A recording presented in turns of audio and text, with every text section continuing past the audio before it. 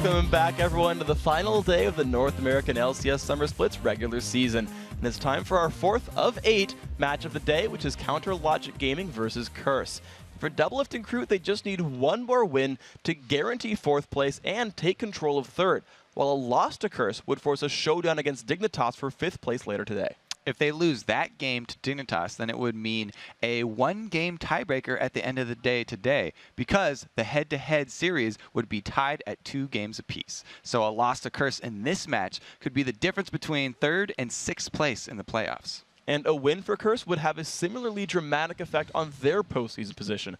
A victory keeps their hopes for 4th alive, with a loss putting them in jeopardy of 6th.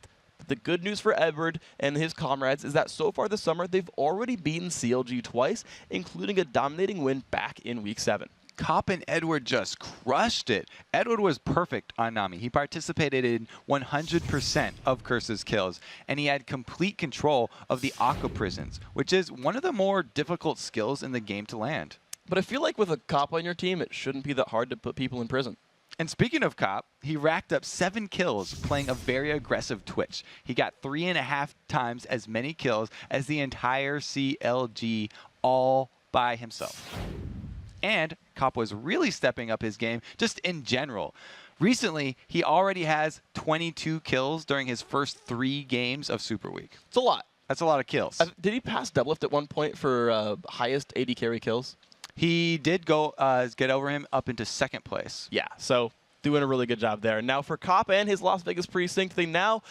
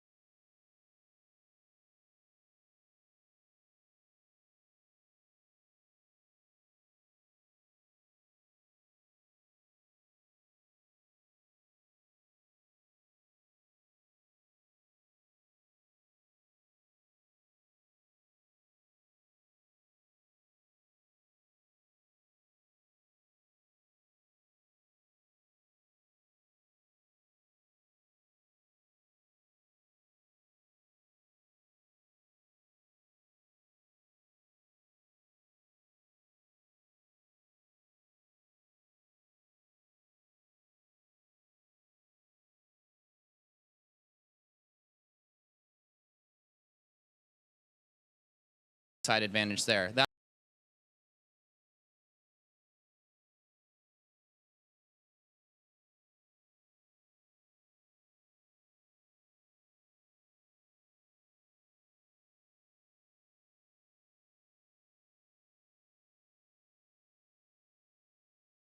Curse is your opponent this Curse game? Well, last night after the games, we went home, talked about them, and then they had essentially a 3-hour call with Monty doing strategy discussion for the games today. So they put in a lot of work, and hopefully it pays off, and they show in their results today. All right, Kelby, thanks for the interview, and best of luck in this next game. Let's send it back to the guys at the desk.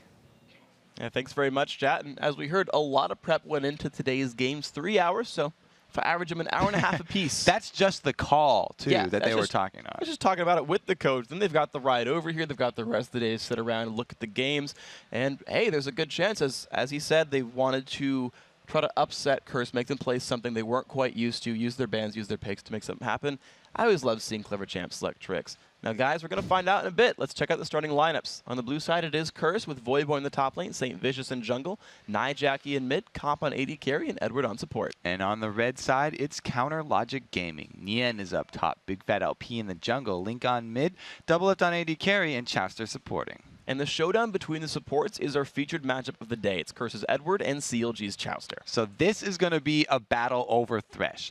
Edward's been feared for his Thresh play for a long time over in Europe. He's been dubbed the Thresh Prince for his skills on the champion. Chowster, on the other hand, has played Thresh 15 times this summer, which is the most that any player has played one champion in the entire North American LCS. Yeah, I feel like 15 out of 26 games is a pretty high percentage. He's really prioritizing that champion. You don't have to be good at math to realize that's a very high percentage. It's more than half.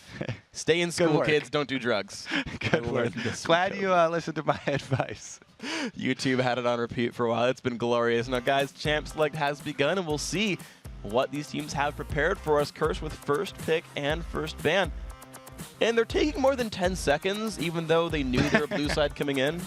They got to get rid of Nocturne. This is interesting because, yes, Curse are 2 games up to CLG's 1 in the head-to-head here. But CLG in Super Week beat the other team, Coast, that was ahead of them in their head-to-head matchups too. So if CLG have put in that work that they were talking and about, velocity. then yeah, exactly.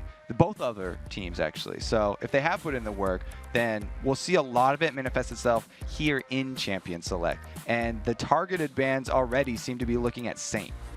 It's interesting, too, that also Curse have dropped away the Thresh. That you mentioned in some of the pregame how good Edward's Nami has been, that he's been running to that champion. So he's like, screw it. We'll remove Chowster's Thresh as much as it might pain Edward there. He's got something else to go to. Of course, the Shen dropped away from Nien, giving Voidboy more room to run playmakers. We got just one more ban coming up for CLG. Yeah, so I was thinking they're either going to first pick that Thresh away, give it to Edward, or they were just going to ban it out. And it looks like they just want to put Chowster on something else.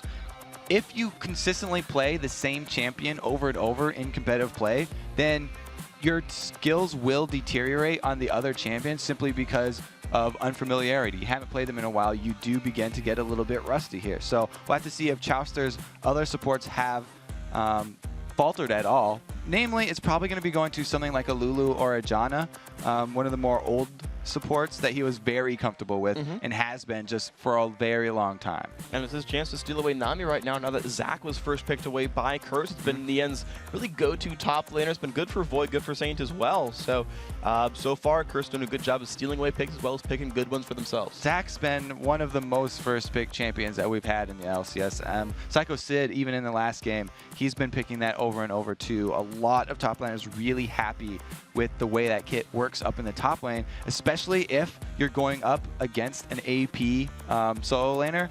You can just rush a Spirit Visage, which is his holy grail of items, gives him every single stat that he could possibly want.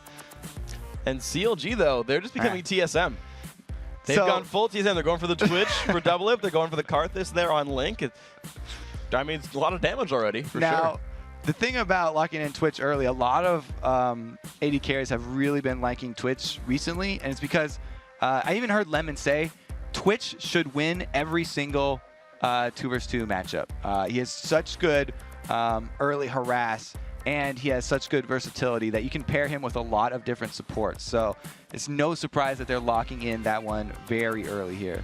Cool. So Twitch in there should be good then for Counterlogic Gaming. I mean, Double If Chowster are one of the best, absolutely duo lanes in North America. So be surprising to see them falter here. Curse now going to make their own choices. 10 seconds to go. They're actually talking in pregame chat, I think jokingly, about the Corki pick. But we might actually go for it for real. No, it is going to be Corki coming through here. All right, they weren't trolling after all. The Elise coming by as well, so plenty of damage now on this Curse lineup. No jokes with that Corki there. And we've seen a Trinity Force already today by Cutie Pie on that Ezreal. Corki's another viable option for your favorite item in the entire game. So maybe we'll see one of those. Too. I'm looking forward to it. All right. But yeah, it looks like a Lulu pickup for Chowster would be very much in line with his play style. Why is Double If clicking Vayne? So if he did lock in Vayne, usually we don't like to go into these trolly mouse over picks, but you know, since we're in the last week, we might as well go. It's too late. Them. Okay. We got no. That's the reason we don't go into them. Yeah. Don't bite on Double that. If normally doesn't troll that much. It's like if it's Cutie Pie, it's like, yeah, I know you're not picking that champion. Double If tends to be a little more like forthright with his early clicks. So the Jarvan jungle, no surprise for Big Fat LP.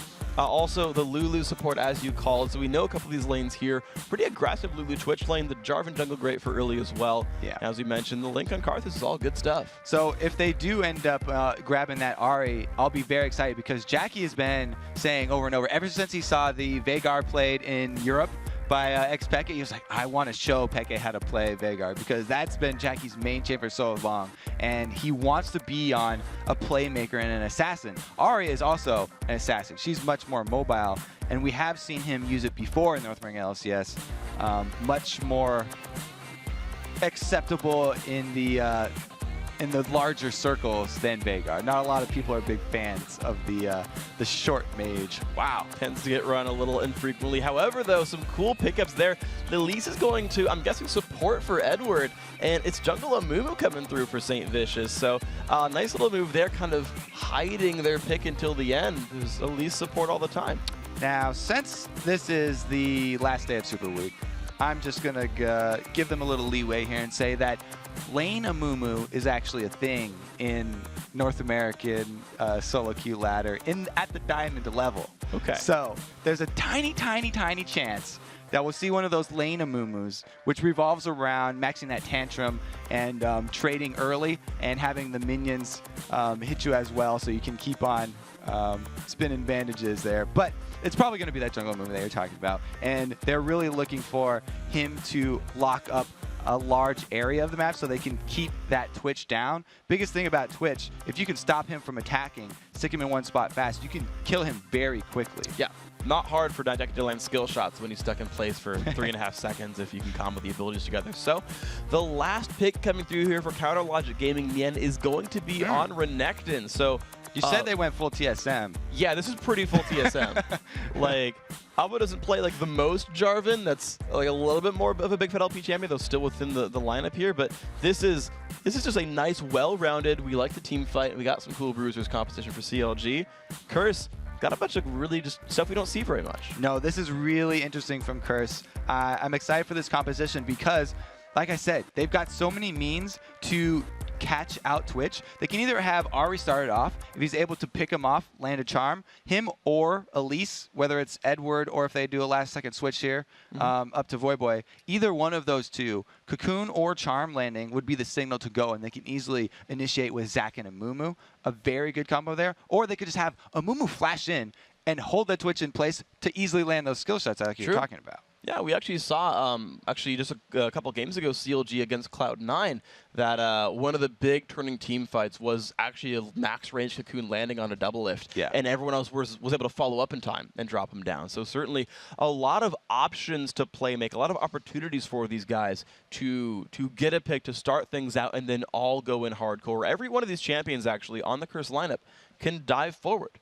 They've all got the ability to get into a fight if someone catches someone out, which would be a fun one for them. And that's going to be a really strong comp against this CLG team that has so much terrain control. They have the Cataclysm that literally changes the ground around you. And then they also have Karthus, who has this giant defile circle around him that basically controls one of the biggest zones on the battlefield.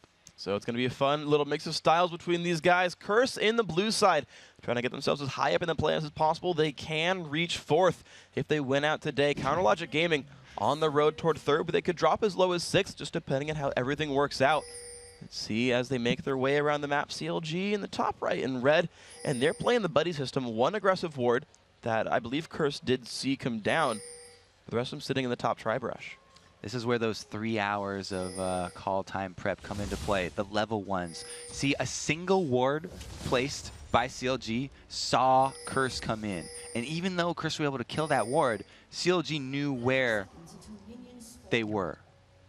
And CLG, though, they're all hiding. They pink warded this brush. Looks like they intend to stay there for a while. Chow's actually lurking around on the outside for now. Ward's over the wall. Now, as an Amumu player myself, one of the most poor situations that you can have starting a game is no blue buff. So it's definitely a commonplace strategy to try and steal away a blue from an Amumu jungle. And that's exactly what CLG are doing here. But Curse expected that because Saints played a decent amount of Amumu himself as well. So if they were able to just trade blue buffs, that would actually be a pretty good start here for Curse and St. Vicious. Yeah. as CLG have actually set up a trap here. They're looking for the late wander over from Curse to their own blue. But the interesting thing is, so Curse are CLG are perfectly fine to take this blue buff away. They've got it. Curse are making a very late trek over, and Nian is actually lurking around in the shadows. He's just underneath. Looks like, I'm gonna guess Curse will get it anyway, but Nian will at least, yeah, he pings it. He knows what has happened here. So Saint will get his blue successfully. No actually major loss here. So, all right, blue. See where they go. We'll see where they go now. Yeah, so there are mirrored starts for both of these junglers. So that's actually a good thing for Amumu, like I said. But he's a few seconds behind Big Fat LP. And a few seconds actually mean a lot in the jungle. So if a Big Fat LP can avoid this pink ward that was placed, because he knows it's there, they use that to kill a ward, he can actually avoid that the entire time and keep CLG guessing at, or keep Curse guessing at where his position is. He's done that so far. He actually came around the top side, had flag tossed in, and he's actually recalling Big Fat LP, so he will be completely unknown as he makes his way around. As long as he doesn't walk by his own blue buff, he will have been through for the Fog of War. Nian's actually lurking around the side, seeing, oh, is Saint coming in? Not yet. Actually, he went 10 seconds early. So yeah, he had the right idea, but because Saint was those few steps behind Big Fat LP and he's a little bit slower, he does not get seen out here. Jarvan finding Amumu in the jungle 1v1 though would actually be good for Jarvan. Well, they're about to cross paths. Just a wall separates the two of them. Saint Vish is waiting around on the side. He's going to walk into the brush here. He's waiting around in the background. He knows that Big Fat LP is defending. It's going to be a 3 versus 2.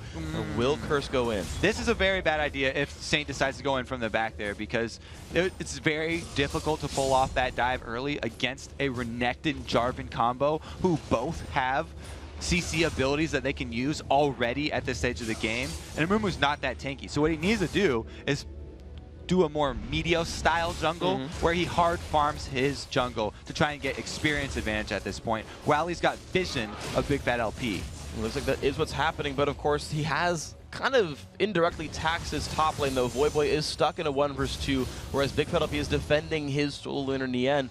There's a bit of a difference in style then because of this, and I want to know if Saint gets a big reward out of that, if he gets to be huge. Good thing for Voyboy is that he's Zac, so he's had a bit of an easier time than Nian did in that 2v1 situation. Even though they both started Dorian Shields, Zac with the Bloblet regen helping him out quite a lot. And you notice right there, Edward warded that Tribe Rush, looking to see, will Jarvan sneak back in later, making sure that they're able to push without getting ganked as they continue to push that turret. Yeah, you don't want to place the same wards every time, both because you can get scouted out and because you have to place your wards according to the champions you're playing. If you're warding against Jarvan, it's a little bit different because he jumps those walls with the flag toss. Just put him in the river. He's not going to get into a brush across a wall. What are you talking about? All right, so Saint actually did make the same move up there and has turned it into the 2 versus 1 situation. Both of these very green melee champions up here.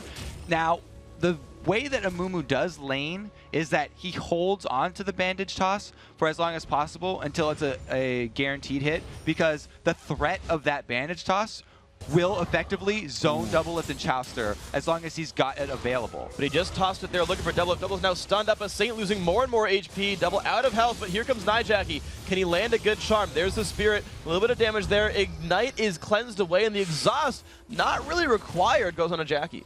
And Link is going to take advantage of this time. He's going to shove the minions into the turret to try and make Jackie pay for that roam up top. When you heard that talked about in the Vulcan interview, whenever Reggie left his lane, ManCloud went for turret damage, and you're seeing Link do the same thing here.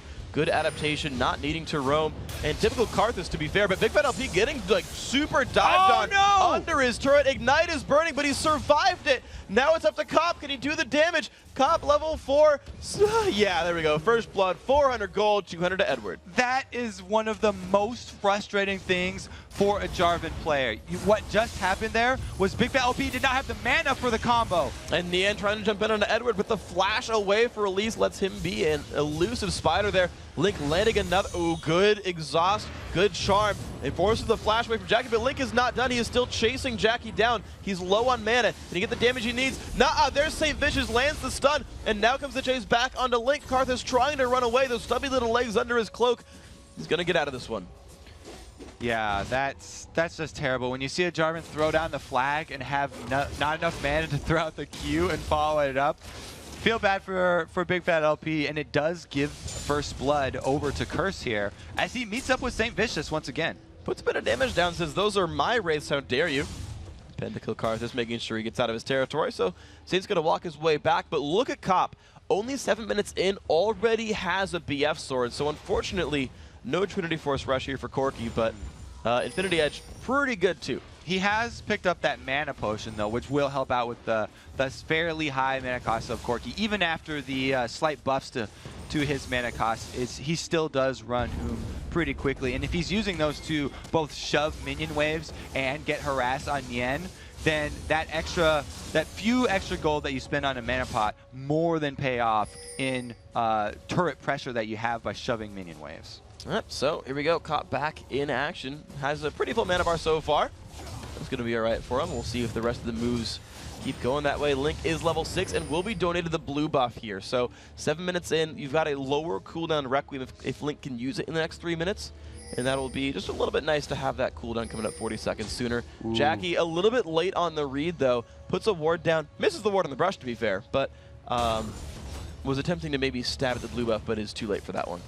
Now, since both mid laners have blue buff, you're going to have to watch out for Link's positioning when he decides to Requiem, because Ahri can very easily close the distance and interrupt the Requiem with his charm. So any aggression that CLG decide to go about in the side lanes, thinking that they've got a guaranteed Requiem going to help them out, will have to be prepped for by Link. He can't just throw that out whenever you want it. That's going to be a bit difficult, possibly, then. See if Link can do this one right. We actually saw last game Dyrus nearly got killed mid-channel before. Something that we've seen a lot of top Karthuses do is just occasionally get that one interrupted. Now, when I play in a Moo jungle, as soon as I hit level 6, I want to go make use of that amazing ultimate in a gank. He's got a flash and Curse of the Sad Mummy. That is such a good combination because you can guarantee your bandage hit after that. As long as you know the timing of your ulti, then you can chain it, and that amount of CC is pretty much a guaranteed kill. On someone like Karthus, where the laner is Ahri, yeah. On a Mumu with ulti and flash is a dead Karthus. Well, they're using it now to actually lurk into the bottom lane right here. Ahri's already lurked his way in. St. Vicious though going towards the top, so splitting focus actually. The ping did go onto Jackie though. CLG had watched him walk through a ward. And that was enough to send Nien back and away and hiding. That pressure does, however, give Curse, I believe, the turret if they keep pressing for it. But Nien wants to stop them. Oh, a second roam by Jackie there does free up this bottom lane. There we go. Nian's going to jump in, pop his ulti. Requiem comes across well. Will it be enough damage? Edward switches forms and tries to run down low on HP, and Big Fat LP gets the kill. It's just going to Nien. Cop low on health, and the dive comes in. Nien, so much damage to CC chain. 2 kills picked up in this lane thanks to Requiem and the great play by Nien and Big Fat. Oh, Cop really wanted to finish that one off so that Edward hadn't died in vain, but 2 bruisers with those CC abilities that we talked about very early in the game, way too much to handle, and that cost them. We talked about also the Karthus positioning.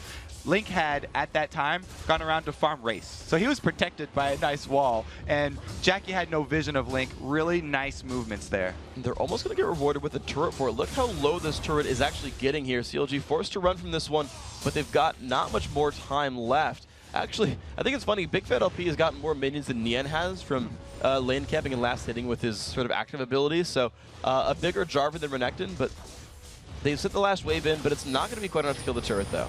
And Big Fat LP is skilling up his Jarvan in sort of the classical where you max that Q for the extra damage on your Dragon Strike, instead of maxing that Golden Aegis where you want to be the main tank of your team, and something that Meteos is especially a very big fan of. He maxes second. He maxes the shield second. Okay, but well, the reason why you match that second is because when the armor was taken off of the flag, they actually increased the shield that you get for each nearby champion when you pop your Golden Aegis. So that's actually the most effective tank build on Jarvan. All right, so here we go. Let's see where the rest of these guys move on toward.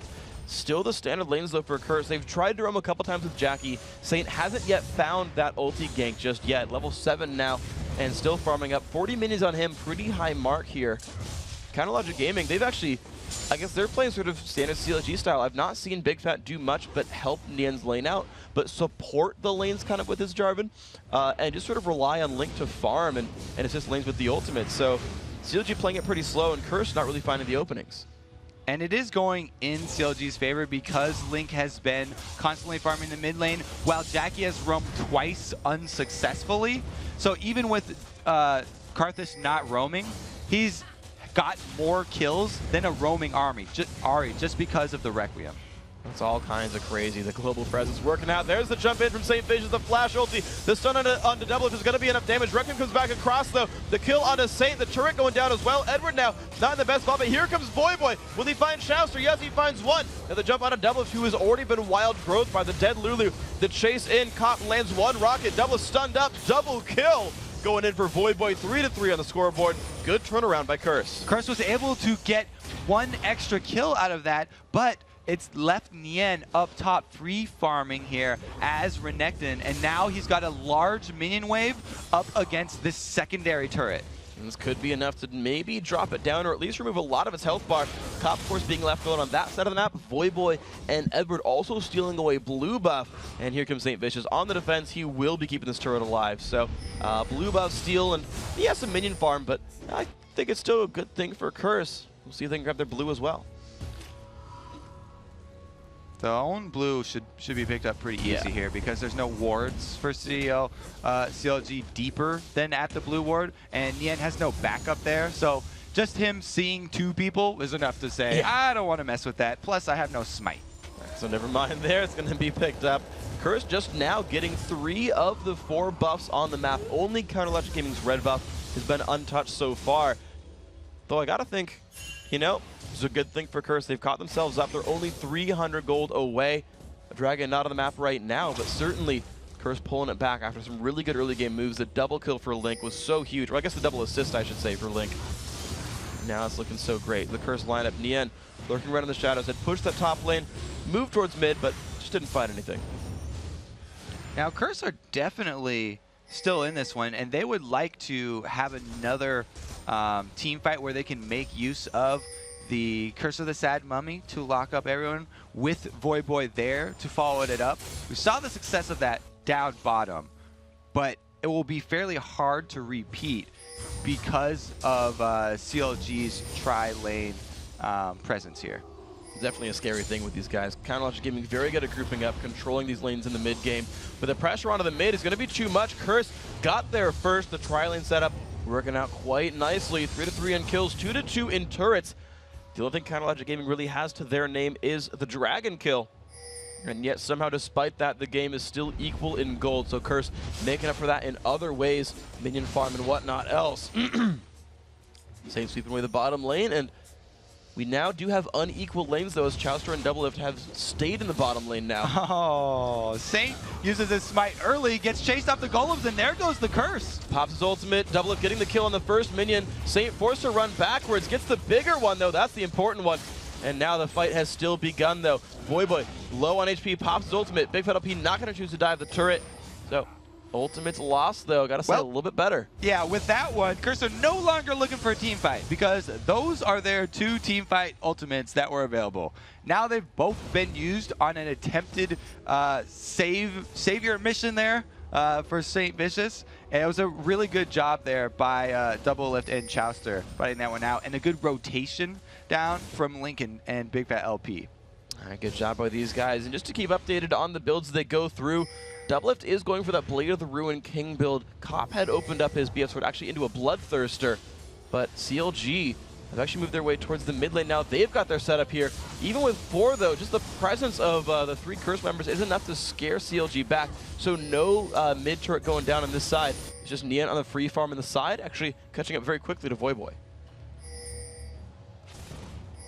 They're going with different builds here too. The two most popular paths for solo top laners, either rushing that Spirit Visage for the cooldown reduction and magic resist, or going for the Sunfire Cape. And it's basically because Zac does magic damage, whereas Renekton does attack damage. Quite easy to deduce the source of that one there. So resisting each other when they do eventually meet up 1v1. They had been dodging each other for a fair bit earlier on in this game, but at some point these guys are going to have to do battle. Of course, a lot of magic damage on that Curse lineup overall. Magic damage mid laner, top, and jungle. As you said, not too hard to deduce why they picked up the items. These guys knowing that they're going to be tanking for their teams in this game. And, you know, 17 minutes in, CLG, they've got that Twitch, they've got that crazy late game power on top of having the Karthus as well. It's kind of in their best interest playing it slow, which is kind of the play they're going for here. And the only reason that Curse are playing into that and going slow is because of those 2 ultis that we just saw burned. Now that they're coming back up, the Let's Bounce and the Curse of the Sad Mummy, they're ready to fight again. And we might just see one begin. A little bit of poke coming down from Ahri. The Dragon respawning as well. That's going to be the catalyst for the next big move here. Curse have everyone down there. CLG as well. But Curse have ward control. They're going to see him coming.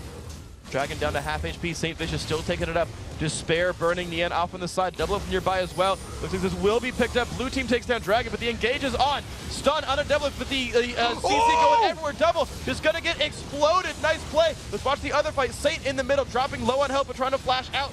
Kill still comes by. That's going to be Chaucer. Big Metal P getting chased down. Cop just is not getting stopped whatsoever. Nian is in the front lines, but he's going to die as well. Now Link has nowhere to go. Knocked up. Double kill for Cop. That makes it a 3-for-1.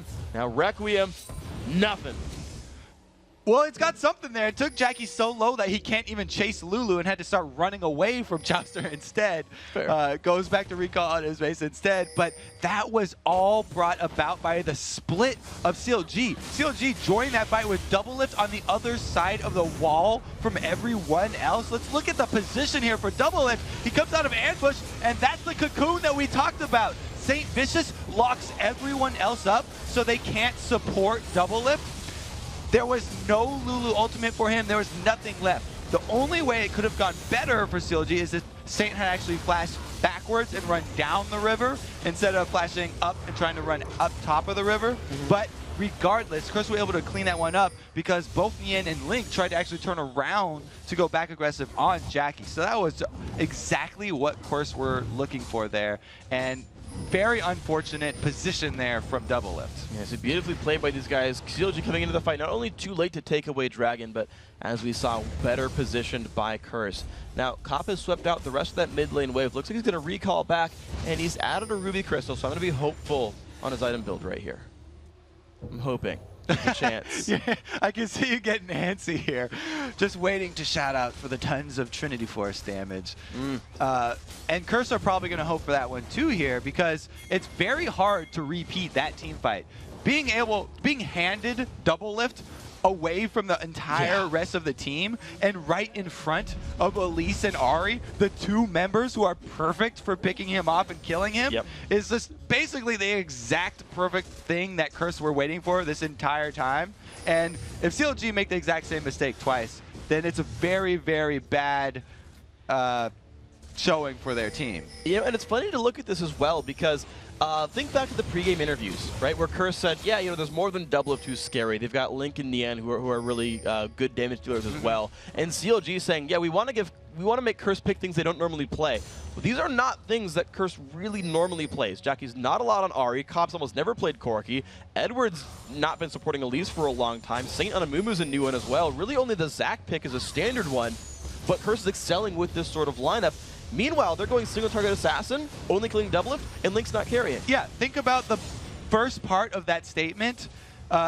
Double lift is no longer the only damage source we have to worry about. Hello, Nian is going full tank Renekton here, and we have a Karthus Link going all ramp-up items. So at that point, he had a non-finished Rod of Ages that is still stacking up to this day, and an unfinished Tear of the Goddess. So he had very little ability power at that point. You know, there was basically, it was the same old sort of CLG problem where double lift was the main damage source. They caught him out. That's the team fight. GG, so well played on this one, of course. Curse finding out a really nice set of champions and finding the play style that makes it work. It's interesting, actually, just sort of talking to more players about how they play games, how they play champion select. In my conversation with Medios yesterday, I talked to him about sort of the comps that they would run, and he said, actually, when we get into the game, we just sort of look at what our champions do and our strengths, and we figure out how are we going to play to maximize what we can do in this game, to beat up theirs. And as you mentioned, Link not powering up yet, and Doublelift being the main threat early on, the end building tank, they're like, yeah, we'll assassinate Doublelift a lot. At some point, worry about Link, but not yet. And that's what's happened here for Curse. I like their moves so far. Just want to chime in and say there's a Zeal now on. But a lot of people buy Zeal. That doesn't give me any hope yet. I want to see you excited, Freak. I want the Phage for the Sheen. That's the only things that matter. Okay. Zeal, everyone builds that item. Gives me nothing. It's a false tell. Well, How we are going to have Curse sieging up here because they are very much aware of the timer that they're working against here. They want to make use of these team fight cooldowns that we keep talking about, the Amumu and the Zac, the two green guys. Yeah. Those are both up right now, and so they are going to try and press this advantage while they have it at this midpoint of the game. Because we already talked about Link's ramping up build, it's only going to get more powerful from here. As soon as he finishes that, very close charm right there. As soon as he gets that Seraph's Embrace, then he's really going to come into his own. Exactly. He's about 500 gold away from Archangels, and the Tear of the Goddess is halfway stacked. So you're absolutely right. He is getting there. He'll be there soon, and this is the timetable that Curse are working with. The push still continuing. They are just sieging this lane, and of course, with no one having global teleports, you know, there's no split push in this one. It's just the 5-on-5. Engage goes off onto Jackie, but he's going to disengage there. Wall of Pain separating the teams as well, and there's going to be nothing found on either side, but Jackie has lost his ultimate. Amazing move from Big Fat LP right there. Taking out the Spirit Rush from Ahri means that he can't reposition to punish Doublelift like that again, and that's a huge part of this Curse composition. They have to stick that Twitch in place with St. Vicious ultimate, which will allow Jackie to get his clear shot of full combo off. Without the reposition, though, they can't continue to go for it. So single-handedly, Big Fat LP stopped that push. And you look at it, both teams knew it.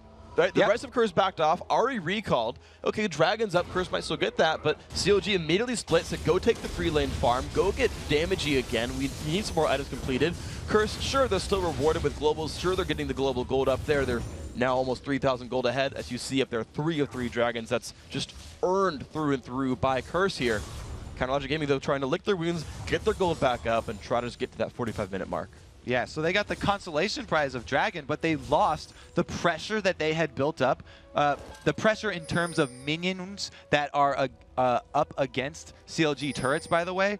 Both the top and the mid lane had minions pushing all the way to the turrets. At that point, with Curse having to back off, those minions just turned into gold for CLG because they were able to rotate over and go clean them up. Very, very timely move from Big Fat LP. Exactly, and when you look at it, you can actually sort of read those sorts of moves. Who's getting the better minion wave kills? Because you see Curse with a kill lead, a dragon lead, and a turret lead, and yet only 2,500 gold. Those would add up to about 5,000 gold if you looked at it all, but CLG doing a better job controlling the minion waves this time around, getting the farm their way because of those other grand map moves, keeping it a lot closer. But Curse, though, they're still looking to force things. They're still looking for pressure and objectives. You see them warding deep into enemy territory, grabbing buffs, and then again being on the aggressive.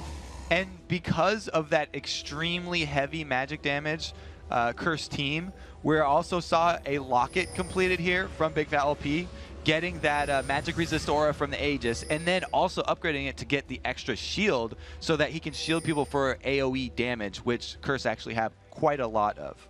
A good move picked up then. Big Fat LP being the support here, being as tanky, just tanky enough, I suppose. Look at this solo Saint push, the Amumu solo lane push up there. Meanwhile, the rest of the team engages. It manages to bait CLG into a battle. Big Fat LP down to half HP, and down goes Chowster. 1 kill picked up. Jackie jumping in. Big Fat LP low, has to flash back out. Double kill, though, for the Ahri. The trade kill comes back across. The re-engaged Cop starting to clean up the battle. In the end, one of the only ones left alive, taking damage. Requiem, though, could be crazy. No, it will be in the end, dropping down. The health bar is just hanging on for Curse. A 5-for-1. That is massive. Now we're seeing the power of the Karthus start to come in. His Rod of Ages is fully stacked, and he's added that needlessly large rod. Let's take another look at the initiation here, which was amazing by Boy. Think still 2 members off of the map here from Curse. We have Cop coming in from the bottom to completely obliterate Double Lift from behind. He was not expecting that. And then that split pushing Amumu Saint that we had up top, who baited CLG into that position, comes in for the end to lock up the rest of the team. And even so, with that being played so well by Curse, you saw how low each member was, and just a little bit more power onto Link is going to mean the next Requiem does finish them off. Just that slight bit of gold difference. Those are the battles when you see a 3,000 gold lead. Those are the battles that are won by that 3,000 gold lead. That one extra item being done. The last Whisper that was just completed before that battle by a Cop. Things like that have meant so much in games like this. And CLG, though, looking for their own little edge right here. They've pink-warded it. They're getting control.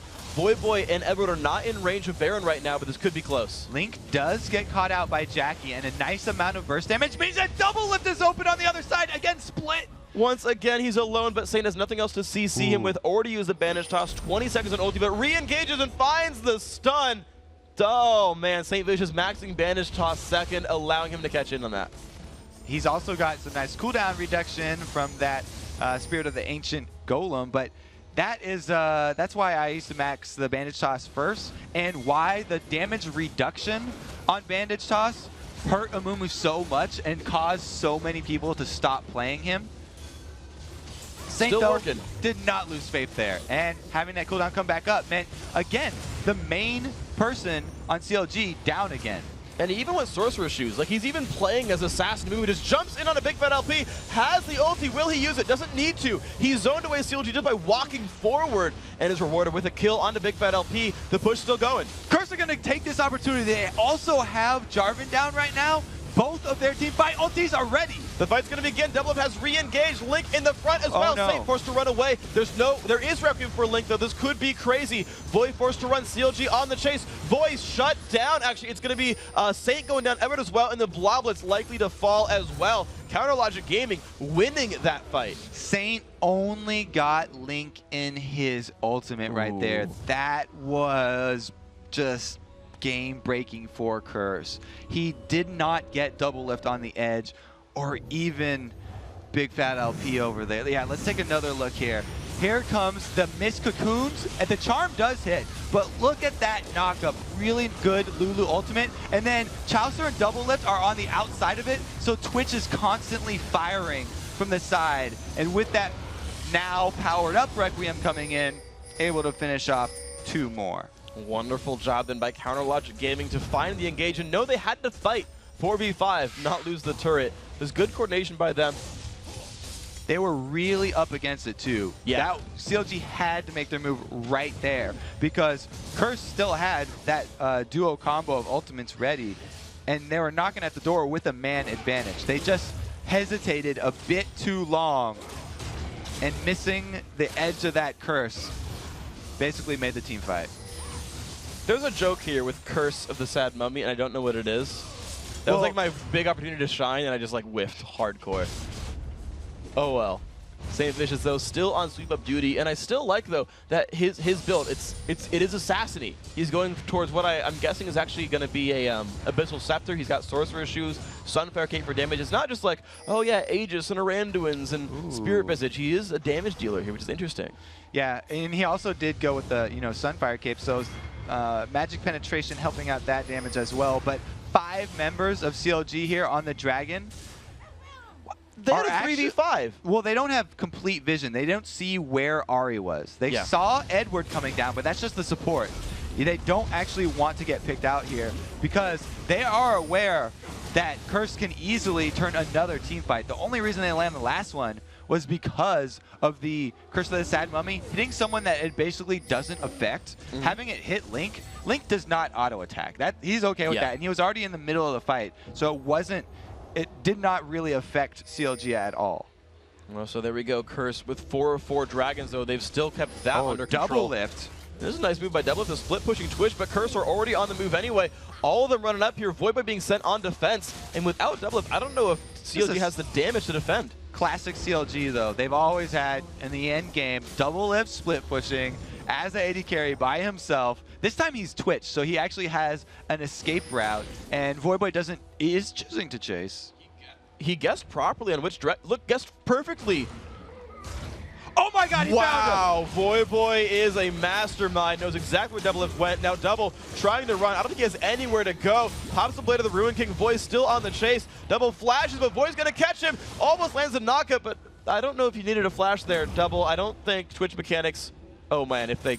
Oh my, never, ever, ever play Voyboy hide and seek. Yeah, that guy, like. Jackie can follow this one up here. He does land the charm. This is not good. Double forced Big Fat LP, sorry. Also going down 45 seconds on his respawn. Baron is up, Dragon's been taken. This is map control for Curse. Again, the picks for Curse are the game-changing plays. And Zach is not the person you expect that pick to come from. The one from Ari is expected. But wow, Voyboy starting that one off, taking out Doublelift, just earned his team a Baron. Beautifully played. Baron goes down at 32 minutes. Voyboy opens his eyes during the countdown of hide and seek. That's what I was going for. Curse now 6-4 on turrets, 4-0. Well, once you started talking, it gave me some time. The Curse, the Sad Mummy's still eating at me. Check this out, though. So this is the Ari pick that you usually expect. You know, he's even got the blue buff on him. So Charm lands in the middle of that flag toss, making it even worse for a Big Fat LP. And great job by Jackie being able to follow this one up for the second Charm because of that cooldown reduction that he has from his blue buff. And the Deathfire Grasp as well. Just wonderful stuff there. Jackie making a lot happen for his team. 3-1-7, 5-1-5 Cop, who is a betrayer and bought a Phantom Dancer, is going towards an Infinity Edge. The Ruby Crystal was just a ruse, but it's okay. I'll forgive you, Cop. Doing very well this game. Now a 7,000, well, 6.5 to 7,000 gold lead for Curse, and they are still playing this game very, very well as we wait for CLG to power up. You see, finally, 10,000 gold on Link. He's not far behind Jackie. Almost 10,000 on Doublelift. He's a bit behind Cop at this point, but the damage dealers for CLG are scaling up, but it might have been too late. And it's a little bit late, but they would still like an Aegis of the Legion here. Curse goes straight in, they land a Cocoon. Nien gets rooted up, gets stunned, he's trying to run away. He does take the Wild Growth as well. The battle has begun, but no kills have happened. Couple of ultis burned. Jackie and Voy both losing theirs. And it's just going to be a give up onto the inhibitor. So Curse, wearing the Baron buff, takes more control of the map as they work towards the top lane. They don't have minions for this one, though. This could be a CLG defense, but the turret's going down so fast. And the front line here from Curse just obliterates CLG. And the battle continues on. Jackie's going to Zonius, but still get hit by the Requiem. He does go down. Big Fat LP forced to run away. Saint dangerously low. Doublelift dies as well. Chauster by his lonesome doesn't get to do much. Kills coming across everywhere. And in the end, the only man left alive. He's got to defend the last 3 members of Curse, who are going to keep moving in on the base. The mean green front line of Curse does so much work. They both have Sunfires, they both have crowd control, and they're able to lock up CLG. Now working on Nexus turrets. 20 seconds to go until the revives might not be enough. You see Nien is recalling back, but I think he won't be able to 1v2 this. Edward making his way back in as well. The Nexus under siege. He has home guards. Can Nien do it? Jumps in, tries to knock down Cop. There's the re-engage. It's going to be Elise. He knows all about Elise defending bases. Nien forcing to run away. 5 seconds till revives. Will it be enough? Tries to heal. No, it's the ace. And Nexus going down. That's going to be Curse taking it, bringing themselves closer to that potential 4th place finish in the playoffs. All right. Congratulations, Curse. And thank you, Saint, for validating Amumu once again as a jungler. Making it Bring him happen. back. Very well played by those guys. I gotta say, I like what they did with that one. I like the new picks that came out, and I like their game plan through and through. They got a couple of really good team fights. They played the times on the game so well, managed to ignore Link for a lot of it, and said, well, you don't have AP yet, we don't care. Came through very well for them. I mean, we talked about, you know, the Amumu that we haven't seen in a long time, but also Cop pulling out the Corki. Haven't seen that one either, and it was a very, very strong matchup against that Twitch. He performed well. They didn't actually meet in lane, but he did well in the 2v1 situation just as well as Twitch did. So yeah, he and Edward getting the early first blood there, getting that 2-on-1, the tower dive, the kill onto Big Fat LP. That was really big. Set him up. Got him an early BF sword, and when you got a 7-minute BF sword, oh man, is that so fun as an AD carry? You kill everything at that point in the game. It's fun.